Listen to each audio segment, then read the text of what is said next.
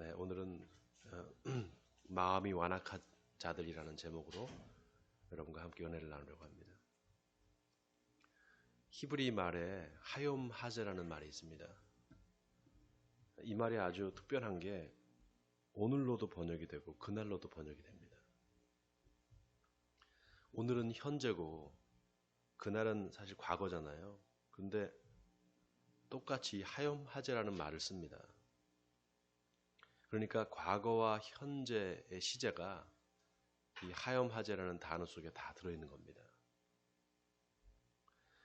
이게 왜냐하면은 요시야 왕 시대에 이스라엘의 역사가들이 역사를 기록하면서 과거에 일어났던 역사적 사건들을 마치 오늘 일어난 사건처럼 그렇게 서술을 합니다. 그거를 역사 현재화다 이렇게 말을 하는데요. 예를 들면 이스라엘 백성들이 이제 요단강을 건너서 가나안 땅에 들어오잖아요. 그런데 요단강 동쪽에 그냥 요단강을 사이에 두고 그 이제 동편과 서편이 있잖아요. 요단강 동편에 그냥 자리를 잡았던 그 지파가 있었어요. 르우벤 지파, 갓 지파, 므낫세 반 지파 이 세 지파가 요단 동편의 땅을 분배를 받습니다. 그러면 이제 이스라엘 백성들이 요단강을 건너서 가나안 땅으로 들어오는데 그럼 이 세 지파는 요단강을 건너지 않았느냐? 아닙니다. 건넜습니다. 이 모세가 이 세 지파한테 너희가 이 땅을 이 요단 동편에 분배를 받았지만 가나안 땅에 들어가서 요단강을 건너가서 여리고성을 점령할 때 너희들이 제일 먼저 앞장서라 이렇게 말을 합니다. 그리고 다시 너희가 요단강을 건너와서 요단 동편에서 다시 살아라 이렇게 얘기를 해요. 그래서 이 세 지파가 요단강을 건너서 그 여리고성을 점령할 때 제일 먼저 앞장서서 싸웁니다. 그러고 난 다음에 다시 이제 요단강을 건너서 요단 동편에 살게 된단 말이죠. 근데 이제 이스라엘 백성들이 가나안 땅에 들어와서 한참 지나서 솔로몬 왕 시대에 성전을 짓잖아요. 예루살렘 성전을 짓는단 말이죠. 그 후에는 이스라엘 12지파가 모두 이제 예루살렘에 와서 유월절을 지키게 되어 있습니다. 그게 이제 율법이란 말이죠. 그러니까 요단 동편의 세 지파는 1년에 한 번은 무조건 요단강을 건너와야 되는 거예요. 건너와서 이제 예루살렘까지 와서 하나님께 제사를 드려야 된단 말이죠. 그러면은 그 요단강을 매년 건너올 때마다 무슨 생각을 했을까요? 과거에 우리 조상들이 우리 할아버지 할머니가 이 요단강을 건너왔는데 이렇게 회상하게 되겠죠? 그때 하욤 하제라는 말을 씁니다. 그러니까 예를 들면 그날에 우리 조상들이 이 요단강을 건너왔는데 지금 우리가 오늘 이 요단강을 건너고 있다. 이렇게 되는 겁니다. 이거를 이제 역사 현재화다 이렇게 말을 합니다. 이게 어떤 효과가 있는가 하면 과거에 어떤 힘든 일을 겪은 경험이 있으면 지금 어려운 상황이 비슷한 상황이 일어났을 때 그거를 극복할 수 있는 힘을 얻게 됩니다. 그래서 역사를 통해서 우리가 배운다라고 할 때 과거의 역사적 어떤 고난의 역사라든지 또 힘든 역사가 있으면 그거를 현재에 그런 비슷한 상황이 일어났을 때 그거를 극복할 수 있는 힘을 얻게 되는 거예요. 그래서 역사를 통해서 깨닫지 못하면 비극의 역사가 계속해서 반복됩니다. 이번에 이 코로나 사태 때문에 마스크 대란이 일어났잖아요. 사람들이 마스크를 사려고 막 줄을 서서 몇 시간씩 기다리고 있고. 그런데 과거에는 이런 사건이 그럼 없었느냐? 있었습니다. 사스도 있었고 또 신종플루도 있었고 메르스도 있었습니다. 그때도 다 마스크를 착용하라고 얘기했었습니다. 근데 그 상황에서 우리가 뭔가 배우지 않았다는 거죠. 배웠으면 이렇게 마스크가 이렇게 대란이 일어날 정도로 뭔가 좀 준비를 해놓고 이렇게 좀 비축을 해놨으면 이런 일이 없었을 거 아니겠어요? 지금 이 코로나 사태를 여러 관점에서 우리가 볼 수 있습니다. 의사, 정치인, 법률가, 과학자, 종교인 다 이 코로나 사태를 보는 관점이 다릅니다. 저는 일찌감치 이 코로나 사태를 하나님의 징계요 저주로 규정을 했습니다. 왜 그런가 하면은 이 일 때문에 교회들이 이제 예배를 드릴 수 없게 됐습니다. 전염이 될까봐. 예배 드리고 싶어도 예배를 못 드리는 상황이 됐어요. 저는 이게 앞으로 한국 교회의 예배 방식도 바꿀 수 있다고 생각합니다. 예배당에 모여서 찬송 부르고 기도하고 이런 예배 문화가 어쩌면 바뀔지도 모르겠습니다. 보세요. 이제 앞으로 인터넷 예배를 드리는 교회들이 많아질 겁니다. 지금도 이미 많죠. 굳이 모일 필요가 있나? 인터넷으로 예배를 드리면 되지. 이런 사람들이 안 생기겠습니까? 아마 생길 겁니다. 그러니까 굳이 큰 예배당이 필요 없을지도 몰라요. 한 2년 전에 우리 교회에서 교육자 회의를 한 적이 있었습니다. 일산 동지방 목사님들이 다 모여서 우리 교회에서 예배를 드렸는데 제가 그때 설교를 했습니다. 그때 목사님들 앞에서 제가 영국 교회를 예로 들면서 앞으로 한국 교회가 영국 교회들처럼 문을 닫게 될 것이다. 이렇게 말을 했습니다. 제가 CTS라는 기독교 방송국에서 하는 프로그램을 잠깐 본 적이 있는데 영국 교회를 취재를 한 거예요. 근데 여러분 영국 교회가 천천히 문을 닫은 게 아니었습니다. 어느 날 갑자기 문을 닫았어요. 예를 들면은 작년에 100명 정도 나왔었는데 교회 출석 인원이 올해 한 80명, 70명이 아니라 그렇게 주는 게 아니라 갑자기 10명으로 줄었다는 거예요. 100명 나오던 교회가. 작년에 100명 나왔는데 올해는 10명밖에 안 나오더라는 거예요. 그 다음에는 아예 안 나오더라는 겁니다. 그래서 일시에 교회가 문을 닫게 됐다는 거예요. 영국 교회가. 그 교회들을 이슬람 사원들이 다 사버렸습니다. 그 교회 건물을. 그런데 교회 간판을 바꾸질 않는 거예요. 예를 들면 우리 에베네셀 교회다 그러면 에베네셀 교회를 이슬람 사원이 사버리는 거예요. 그래서 에베네셀 교회 이름을 그대로 붙이고 있다는 거예요. 왜 그러면 그 이름을 그대로 놔두고 있느냐? 너희들이 다녔던 교회 지금 꼴이 어떻게 되는지 보라. 이렇게 조소하는 것처럼 그렇게 일부러 그렇게 교회 이름을 붙여놓는다는 겁니다. 저는 앞으로 한국 교회가 그렇게 될 수도 있다고 생각합니다. 물론 우리 한국에 지금 이슬람 세력이 그렇게 커지지 않았기 때문에 그런 일은 없겠지만 아마 그렇게 한국 교회도 영국 교회처럼 일시에 문을 닫는 상황이 발생하지 않을까 생각을 합니다. 그리고 좀 미안한 얘기지만 저는 그래야 된다고 생각합니다. 여러분 이렇게 예배를 못 드리게 된 게 이게 우연일까요? 아닙니다. 정부에서 예배 드리지 말아라. 오늘도 제가 문자를 몇 번을 받았는데 그래서 예배를 못 드리는 게 아닙니다. 이건 하나님께서 하시는 일이에요. 이 기간 동안에 정말 예배의 본질이 뭔가를 한번 생각해 보라는 겁니다. 맨날 모여서 예배는 드리는데 그 예배가 정말 하나님께 드리는 참된 예배였는가? 혹시 우상 숭배는 아니었는가? 한번 생각해 보라는 겁니다. 그리고 이제 그런 예배, 그런 우상 숭배하는 예배는 이제 그만하고 하나님 앞에 참된 예배를 드려라. 그런 메시지가 아닐까 저는 생각합니다. 여러분 하나님이 이 상황을 지금 다 주관하고 계십니다. 그런데 동시에 마귀도 여기 역사를 합니다. 항상 그렇습니다. 하나님이 역사하시는 곳에 마귀도 역사를 합니다. 그렇기 때문에 영적인 분별력이 없으면 이때 믿음에서 떨어져 나가버립니다. 믿음을 포기해버려요. 지난 시간에 남은 자와 이긴 자라는 제목으로 설교를 했습니다. 남은 자가 어떤 사람들이 남은 자입니까? 이 코로나 바이러스에 안 죽고 살아남아서 목숨 보존하는 사람이 남은 자가 아니라 예수 그리스도를 믿는 믿음을 포기하지 않고 끝까지 주님을 배신하지 않은 사람, 그 사람이 남은 자입니다. 그래서 남은 자는 이긴 자입니다. 원하기는 이번 코로나 사태가 여러분의 믿음을 다시 점검하는 계기가 되기를 주님의 이름으로 축원을 드립니다. 자, 오늘은 지난주에 이어서 로마서 강해를 합니다.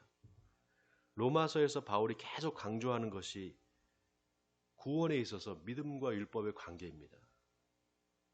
믿음과 율법의 상관관계. 결론부터 말씀드리면은 율법과 믿음이 율법이냐 믿음이냐 둘 중에 하나를 선택하라가 아니라 이 둘이 서로 역설적 관계에 있다는 것입니다. 다시 한번 말씀드릴게요. 믿음이냐 율법이냐 둘 중에 하나를 선택하라는 게 아닙니다.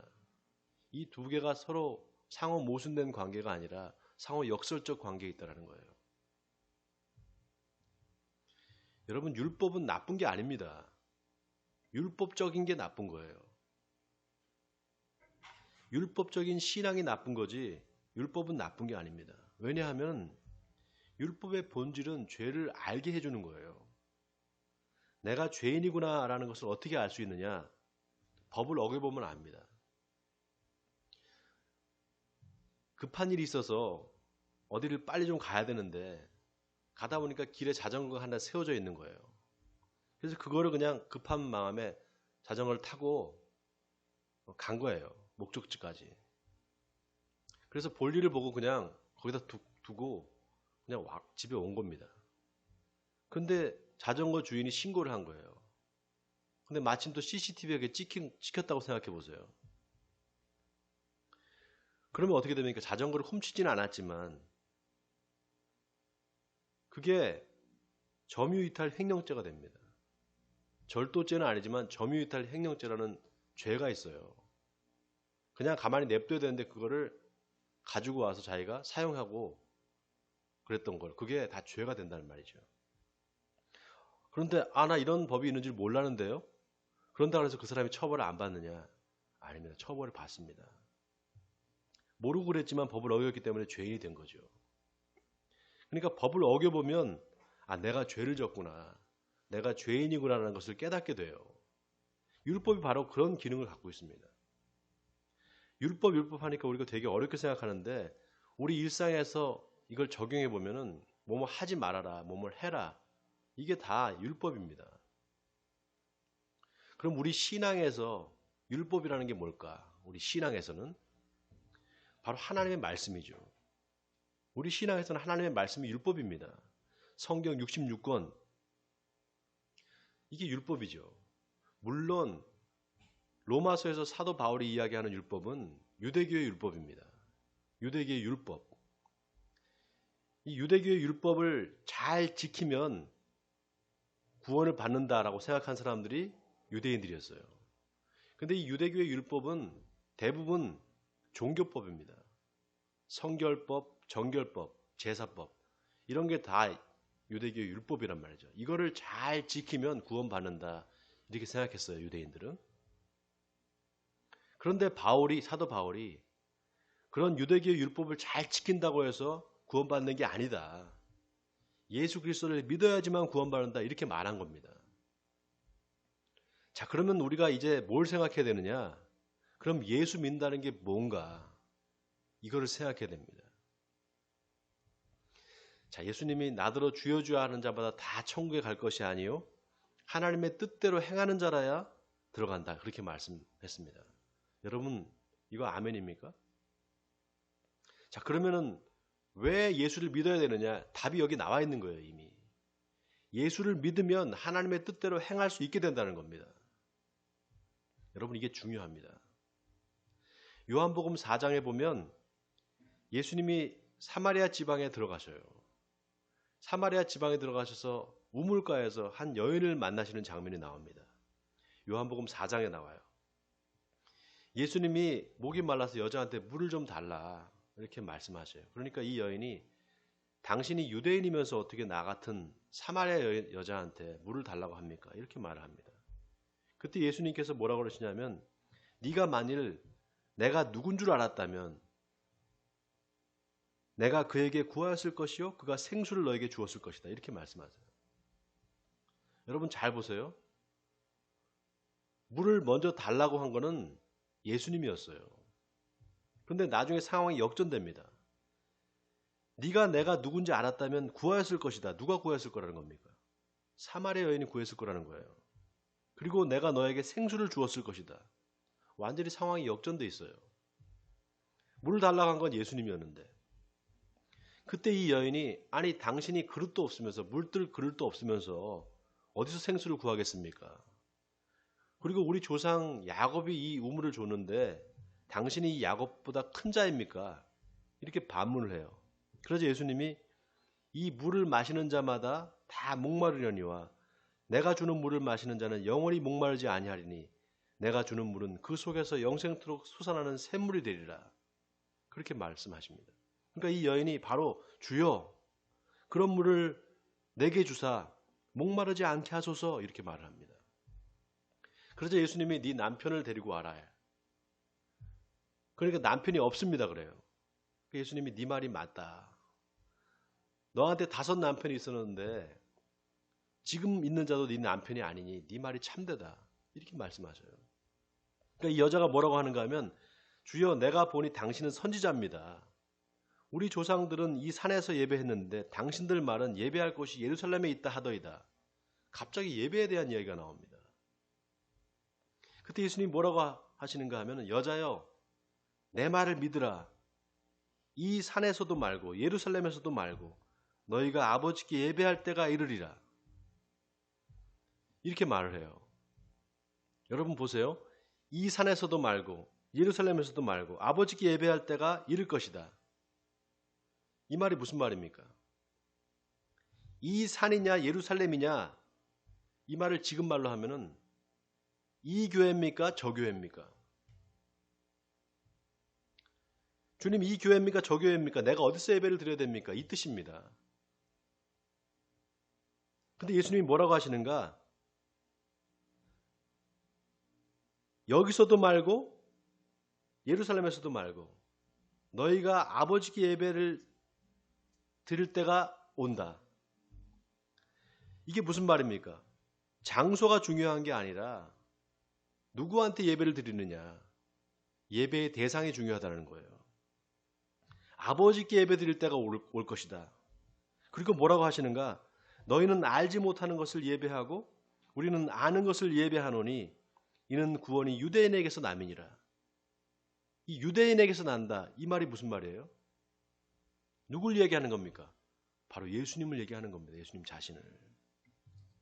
그러면서 아버지께 참되게 예배하는 자들은 영과 진리로 예배할 때가 오나니 곧 이때라.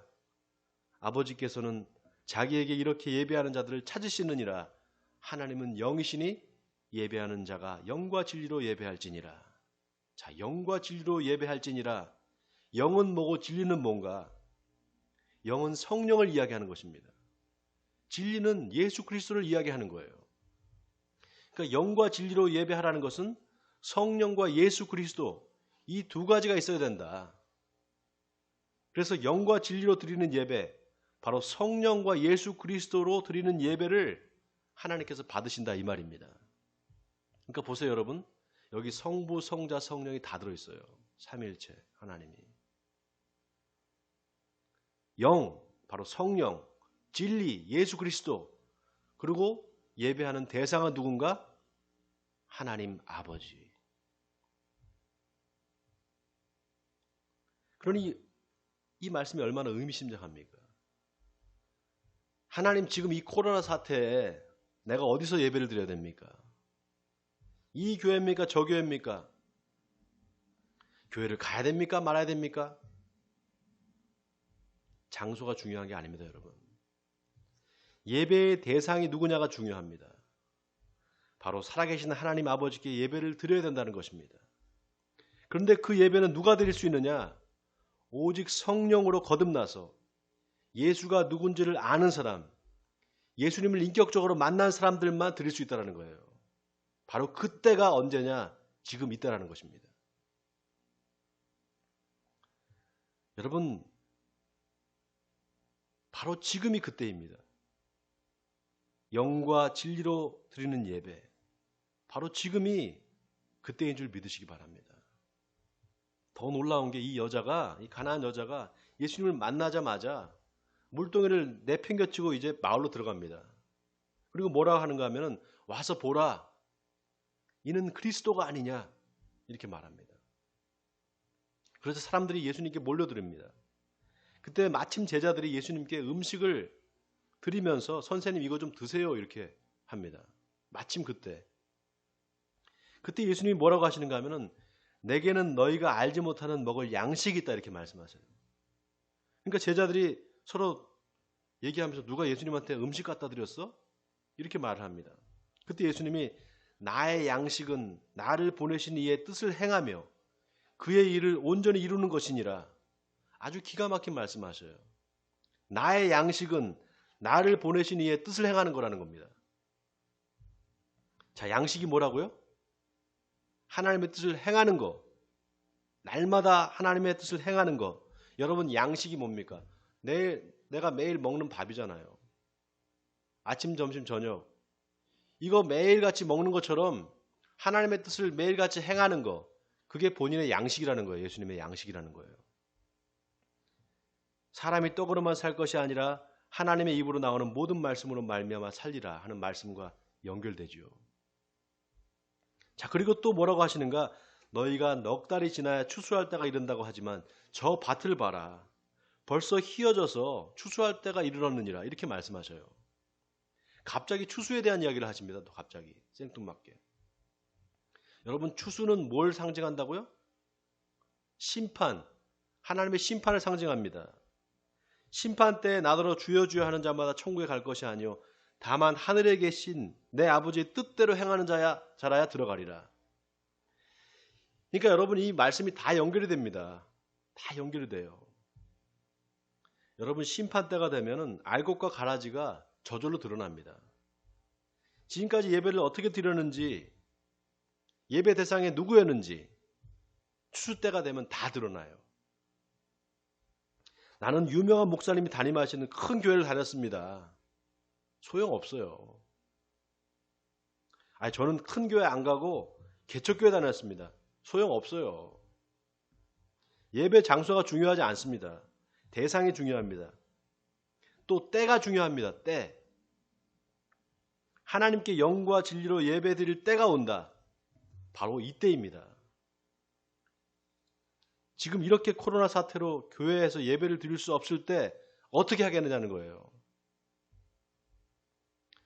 여러분 역사는 돌고 돕니다. 과거에도 수많은 핍박이 있었어요. 예배 드리다가 잡혀가서 죽고 초대교회 성도들은 예배를 드리고 싶어도 잘 못 드렸습니다. 그런데 바로 그때 진짜 예배를 드리는 사람들이 나왔었습니다. 바로 그때 다 예배를 못 드리게 됐을 때 그때 진짜 예배를 드릴 수 있는 사람들이 나왔어요. 바로 영과 진리로 예배 드릴 수 있는 사람들. 오늘 본문의 사도 바울이 그 초대 로마 교회 성도들이 핍박 속에서도 예수를 믿는데 유대인들이 예수를 믿지 않는 것을 보면서 가슴 아파합니다.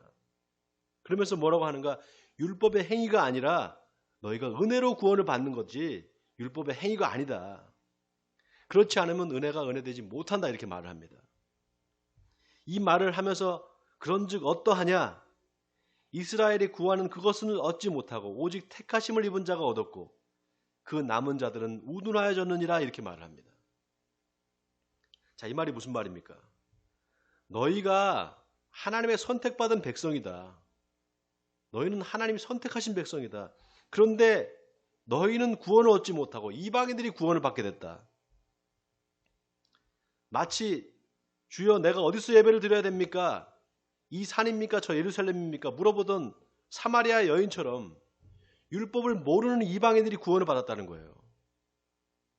정작 너희 유대인들은 마음이 우둔해졌다.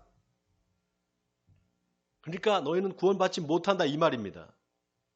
여러분 우둔해졌다는 게 뭡니까? 미련해졌다. 영적으로 장님이 되어버렸다 이 말입니다. 그리고 뭐라고 말을 합니까? 8절에 기록된 바 하나님이 오늘까지 그들에게 혼미한 심령과 보지 못할 눈과 듣지 못할 귀를 주셨다 함과 같으니라. 여러분 이 말씀이 이사야서 29장의 말씀이에요. 이거를 바울이 인용한 겁니다. 자, 우리 성경을 한번 찾아보겠습니다. 이사야서 29장 9절입니다. 제가 가지고 있는 성경 1000페이지.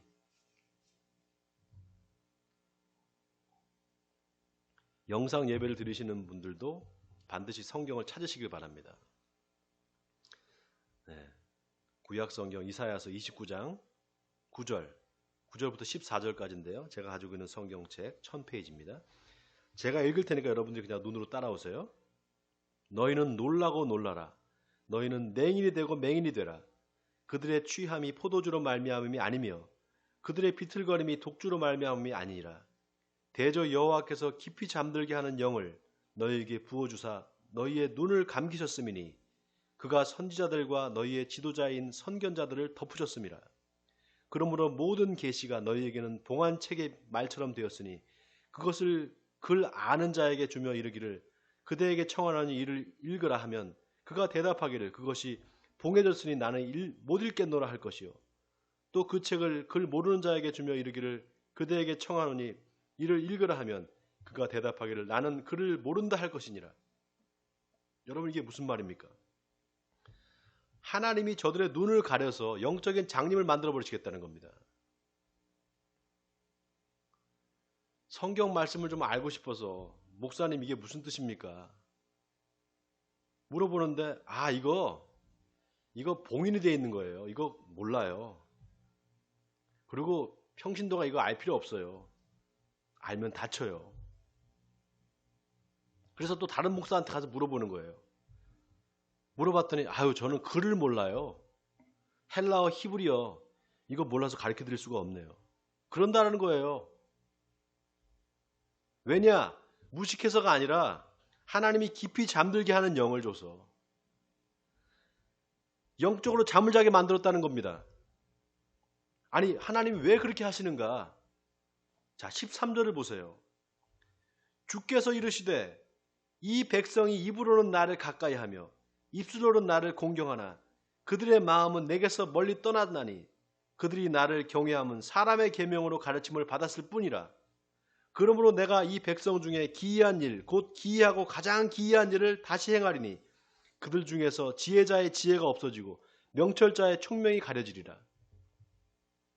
여러분 소름 끼치지 않습니까? 이런 말씀을 들을 때? 여러분 이 사도 바울이 이 이사야 선지자의 예언을 인용하면서 너희가 지금 영적인 눈이 가려져 있다. 너희 유대인들아. 너희가 지금 영적인 장님이 되었구나. 그래서 너희 의가 아니라 하나님의 의, 바로 예수 그리스도로 의롭게 된다라는 사실을 이거를 못 깨닫는구나. 아무리 설명을 해줘도. 바로 이 말을 하는 겁니다. 자, 오늘 본문으로 다시 돌아와서 오늘 본문, 우리가 읽은 본문 9절과 10절을 보세요. 또 다윗이 이르되 그들의 밥상이 올무와 덫과 거치는 것과 보응이 되게 하시옵고 그들의 눈은 흐려보지 못하고 그들의 등은 항상 굽게 하옵소서 하였느니라. 이 밥상이 올무가 된다. 이 말이 도대체 무슨 말인가? 여러분 이게 다윗이 시편에서 한 말이에요. 여기 밥상이라는 것은 진수성찬을 말하는 겁니다. 진수성찬. 그러니까 너희가 진수성찬을 차려놓고 먹는 그 밥이, 그 밥상의 진수성찬이 너희를 영적인 장님으로 만드는 데 더 한몫을 한다는 겁니다. 진수성찬 차려놓고 어떻게 해요? 맛있게 먹으면서 교제를 하잖아요. 그런데 그게 더 영적인 장님을 만들게 한다는 거예요. 아까 예수님이 나의 양식은 하나님의 뜻을 행하는 것이다라는 말과 너무 비교되죠? 또 흥미로운 게 뭐냐 하면 그들의 눈은 흐려보지 못하고 그들의 등은 항상 굽게 해달라. 눈이 흐려보지 못한다는 건 뭡니까? 영적으로 어두워서 하나님의 뜻을 전혀 모른다는 겁니다. 근데 중요한 게 하나님이 그렇게 일부러 그 사람들을 그렇게 눈을 가리셨다는 거예요. 왜냐? 그들이 입술로는 나를 공경하나 그들의 마음은 내게서 멀리 떠났나니 그들이 나를 경외함은 사람의 계명으로 가르침을 받았을 뿐이기 때문에. 또 등을 굽게 해달라. 여러분, 등이 굽다라는 것은 원문대로 이걸 해석하면 미끄러져 넘어진다는 뜻입니다. 미끄러져서 넘어지게 해달라는 거예요. 항상 미끄러져 넘어지게 해달라. 여러분, 술 취한 사람들 걸어갈 때 보세요. 비틀비틀 하다가 미끄러져 넘어진단 말이죠. 세상의 유혹과 재물의 욕심에 모두 다 비틀거리는 사람들이 됐다는 거예요. 지금 한국교회에 임한 이 엄청난 물질적인 축복, 풍요, 잘 살게 된 것, 이게 축복이 아니라 저주라는 것입니다. 제가 맨날 이런 설교만 하니까 여러분들 아마 힘드실 거예요. 그런데 여러분, 하나님은 바로 지금 이때 하나님께 신령과 진정으로 예배하는 사람을 찾으십니다. 사도 바울이 당시 영적으로 눈이 가려져서 예수님을 믿지 못하는 유대인들을 향해서 한 말이 이게 남의 얘기가 아닙니다. 가슴을 치면서 바로 이게 나한테 하시는 말씀이구나라는 것을 우리가 깨달아야 됩니다. 바로 이 시대에 한국에서 교회를 다니고 신앙생활을 하고 있는 저와 여러분에게 하시는 하나님의 경고의 말씀인 줄 믿으시기 바랍니다. 저는 이 코로나 사태로 교회에서 예배를 드리는 게 힘들어지면서 제 마음에 이게 저주가 아닐 것이야. 분명히 이건 하나님의 축복일 것이야. 이렇게 생각을 하게 됐습니다. 예배를 못 드리게 되니까 진짜 예배를 드리고 싶어지더라고요. 여러분 그러지 않으세요? 예배를 못 드리게 되니까 예배를 드리고 싶어져요. 성도님들도 보고 싶고 보고 싶은데 보지도 못하고 참 마음이 힘들더라고요. 그러면서 예배의 소중함을 다시 생각하게 됐습니다. 여러분, 하나님은 이 모든 사태를 주관하고 계십니다. 이 모든 게 다 하나님의 계획과 섭리 안에 있어요. 이단 신천지의 실체가 드러나는 것을 보면서 이제 추수 때가 가까이 왔구나. 하나님의 자녀인 우리는 바로 이때 깨달아야 됩니다. 지금 추수 때가 가까이 왔구나. 하나님의 심판이 임했구나. 가까이 왔구나. 이걸 깨달아야 됩니다. 여러분 이제 하나님의 타작마당에 키질이 시작됐습니다.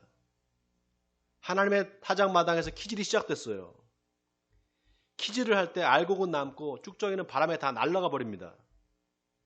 저는 하나님이 이번 코로나 사태를 통해서 한국 교회를 치유하실 줄 믿습니다. 고치실 줄 믿습니다. 그러나 하나님은 끝까지 믿음을 지키는 남은 자들을 통해서 바로 저와 여러분을 통해서 역사를 바꾸어 가십니다. 여러분 옛날이나 지금이나 과거나 현재나 하나님은 바알에 무릎 꿇지 않은 남은 자 7,000명은 항상 남겨놓으셨습니다. 원하기는 저와 여러분이 바로 그 남은 자 7,000명이 되기를 바랍니다. 그래서 어디서 예배를 드리든 집에서 예배를 드리든 교회에서 예배를 드리든 오직 영과 진리로 살아계신 하나님께 예배를 드리시는 진정한 예배자가 되시기를 주님의 이름으로 간절히 축원드립니다.